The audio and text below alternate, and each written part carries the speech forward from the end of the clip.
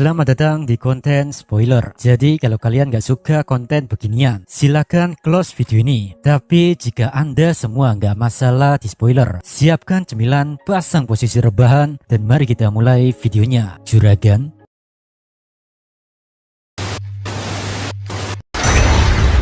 Kami kembali. Yari. Kepanikan di dalam laboratorium membuat Rimuru langsung gercep melakukan investigasi atas apa yang sebenarnya terjadi pada kapsul eksperimen tersebut. Dan terungkap bahwa Veldora dan Ramirez mencoba membungkus kapsul tersebut dengan sihir Veldora dengan tujuan mempercepat pertumbuhan subjek di dalamnya. Dan peningkatan kepadatan sihir yang sangat ekstrim itu menyebabkan kapsul tersebut meledak. Namun kegagalan tersebut justru menghasilkan sesuatu yang luar biasa. Rafael mengatakan gelombang kekuatan Veldora telah menyebabkan karakter golem tulang tersebut berubah material yang awalnya berbahan magistil berevolusi menjadi tipe adamantite atau bisa disebut juga sebagai dragontite. Meski awalnya MC kita berniat memarahi mereka berdua karena tindakan ceroboh tersebut, tapi pada akhirnya Rimuru mengurungkan niatnya. Ia menyadari insiden ini adalah sebuah anugerah yang tak terduga, yang justru malah menyempurnakan hasil penelitian ini. Rimuru tanya, kenapa Ramirez terburu-buru menyelesaikan proyek ini? Dan Ramirez mengatakan kalau dia berniat memberikan beberapa wadah itu pada para Dryad dan Trin agar mereka memiliki wujud fisik. Dan untuk mengatasi masalah itu, Ramirez mau mengambil beberapa wadah untuk diberikan kepada bawahannya Ramirez dulu. Mendengar penjelasan Ramirez ini, Rimuru pun bisa mengerti. Dia bilang bahwa memang wadah ini untuk para iblis yang dibawa Diablo nanti, tapi nggak ada salahnya untuk memproduksi secara massal. Jadi dengan begitu Ramirez tak perlu malu-malu mengambil beberapa untuk bawahannya. Mendengar kemurahan hati Rimuru ini membuat Ramirez merasa lega. Dia pun berterima kasih pada MC kita dengan teriakan kegirangan.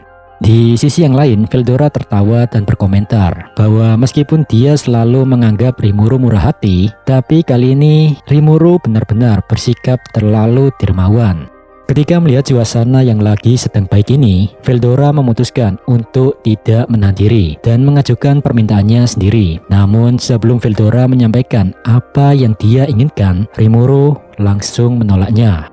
Kendati begitu, ketika melihat Ramirez yang telah mendapatkan asisten baru, Veldora pun pengen hal yang sama. Rimuru awalnya mencoba memberi pengertian kalau saat ini semua orang sedang sibuk dan tidak ada personel yang nganggur untuk membantunya. Namun Veldora langsung memotong argumen MC kita. Naga Wibu ini menegaskan bahwa dia memiliki tugas tetap, yakni membantu Ramirez menjaga labirin. Oleh karena itu nggak ada salahnya kalau dia memiliki asisten juga.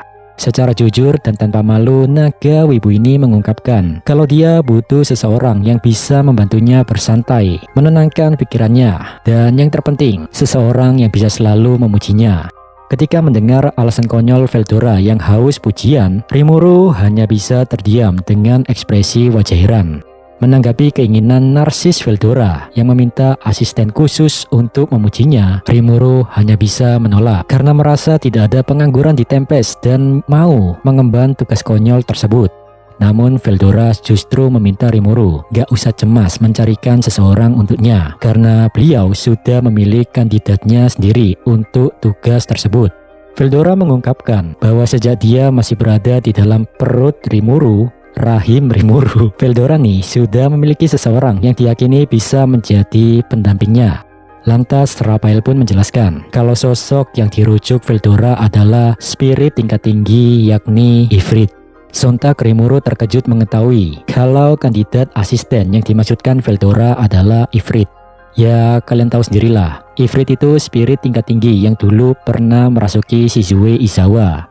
Rimuru bertanya-tanya mengapa Veldora bisa berteman dengan sosok seperti itu. Dan berdasarkan penjelasan dari Rafael, kita tahu bahwa saat Rimuru memakan Ifrit dulu, ternyata Veldora ikut campur dalam proses tersebut, sehingga menarik Ifrit agar terisolasi di sampingnya. Dan selama berada di perut MC kita, Ifrit itu sudah menjadi teman sekaligus sosok yang selalu memuji dan melayani Veldora.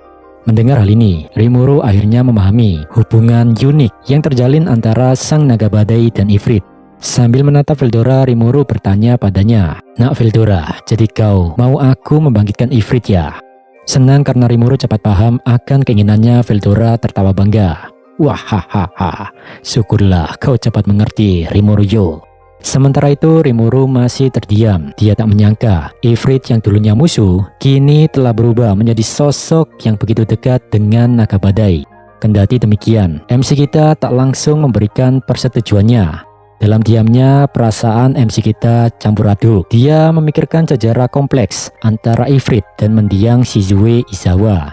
Rimuru mengakui bahwa Ifrit memang sosok yang menyelamatkan Shizu saat dia pertama kali dipanggil ke dunia ini. Namun, di sisi yang lain, Ifrit jugalah yang membuat Shizu sangat menderita selama bertahun-tahun.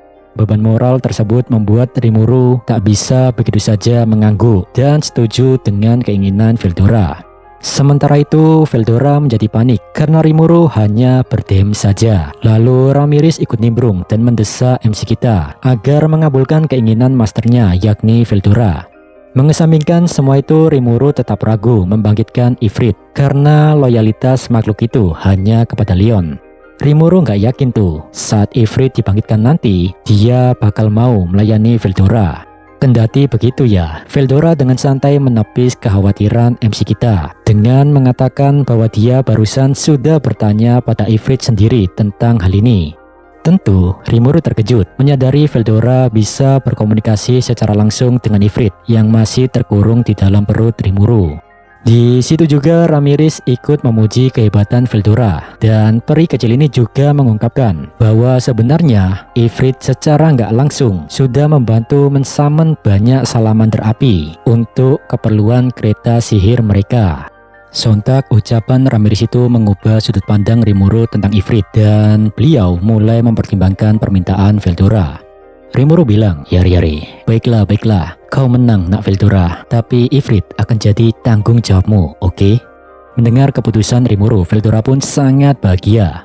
Dalam diamnya, Rimuru merasa dia sudah seperti bapak yang kewalahan menghadapi anaknya yang terus-menerus merengek meminta peliharaan.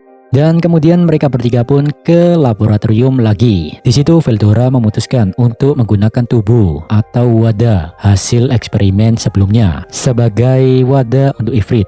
Singkat cerita saja, proses pemberian wujud fisik kepada Ifrit mulai dijalankan. Dengan golem tulang yang sudah berevolusi menjadi Dragon Tide ditambah inti sihir Charybdis, jiwa dan kesadaran Ifrit pun dipindahkan ke wadah tersebut.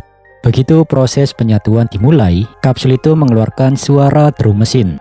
Secara perlahan, siluet wajah dan aura api muncul yang menandakan bahwa Ifrit telah berhasil menempati tubuh barunya. Pintu kapsul dibuka secara perlahan dan terdengar suara desisan udara. Di sisi yang lain, Rimuru, Ramirez, dan Veldora tampak terpukau dan antusias menyaksikan sosok yang ada di depan mereka, yang dimana di dalam kapsul yang terbuka terlihat sepasang kaki melangkah keluar dan menyentuh lantai dengan mantap. Ifrit akhirnya menampakkan wujud fisik barunya di hadapan semua orang. Di sisi yang lain, dengan senyuman lebar dan penuh semangat, Veldora menyapa Ifrit dan bertanya bagaimana rasanya bisa bangkit kembali dengan tubuh baru. Veldora juga menekankan kepadanya bahwa hari ini adalah momen bersejarah karena merupakan pertama kalinya mereka berdua bertemu kembali di alam fisik.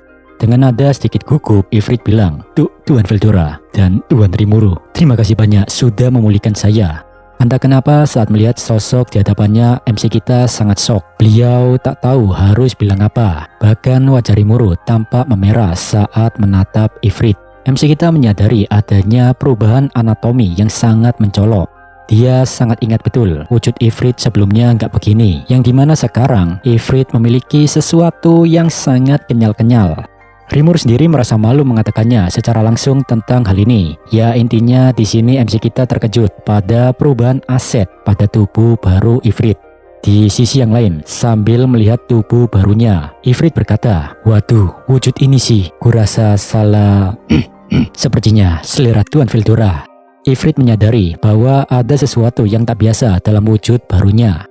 Awalnya dia hendak bilang ini salah Veldora, Tapi beliau meralatnya dengan ucapan yang menyatakan wujud ini kemungkinan besar dipengaruhi oleh selera Tuan Nagawibu. Di sisi yang lain merasa bangga berkat usahanya Veldora meminta Ifrit agar menghargai tubuh fisik tersebut. Dalam sudut pandang Rimuru, melihat bagaimana Ifrit pasrah dengan wujud barunya demi menyenangkan Veldora, MC kita akhirnya cukup memahami bagaimana cara kerja hubungan di antara mereka berdua. Di situ, Ifrit mendemonstrasikan kekuatan barunya dengan menciptakan pusaran angin kecil di telapak tangannya. Ifrit bilang, "Saya spirit api, tapi sekarang saya bisa memakai kekuatan angin juga." Dan saya yakin perubahan lainnya karena Charybdis adalah jenis wanita. Apapun penampilannya saya tak peduli, karena wujud ini lebih kuat dari sebelumnya. Melihat Ifrit yang tersenyum tenang dan sangat menerima keadaannya, Rimuru merasa Ifrit yang sekarang lebih santai dan bijak.